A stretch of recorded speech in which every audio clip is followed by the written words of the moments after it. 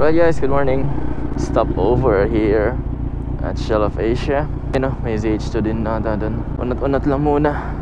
Kape-kape tayo guys. So nakapag-buko juice na tayo. Kapag egg pie na tayo.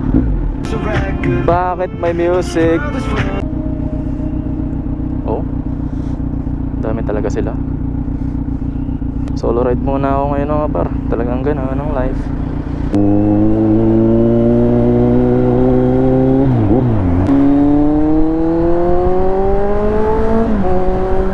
Tignan natin update sa Bukawi hanggang saan na nga ba yung traffic dun. Medyo dumadami na rin yung sasakyan na nakakasabay natin kasi morning na.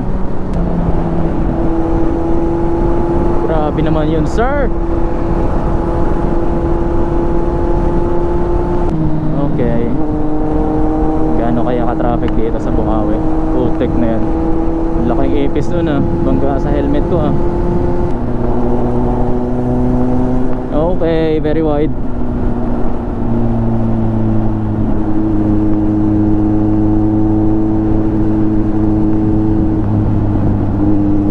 Very wide pa. Okay pa. Okay pa dito sa Bukawi. Mamaya to yari na. Destination is on the left.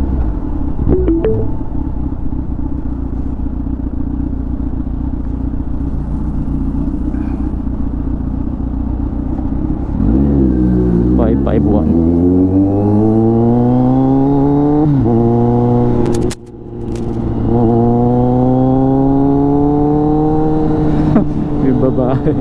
Oh, photoshoot sila dun, oh. Dito talaga magandang photoshoot mga par, pagkatapos ng toll, tapos emote ng music sa TikTok. So far maganda yung biyahe natin mga par. Malamig, wide yung kalsada, at the same time nakamotor tayo, kaya walang problema kahit ma-traffic. Pero titingnan natin pagdating natin ng NCR. Pero this time makakit tayo ng Balintawak Skyway para hindi tayo masyadong ma-traffic, the same time convenient yung biyahe natin. Ito naman talaga yung purpose natin, bakit tayo bumabiyahe ng maayos, ng advance, the same times planado yung biyahe natin mga bar. Ayoko rin naman kasi bumiyahe ng biglaan, kasi alam mo na maaaring hindi ka prepared, maraming bagay pwede makalimutan. Kaya ito, sinet talaga natin ang maayos tong ride na to para maging smooth lang ang lahat, diba?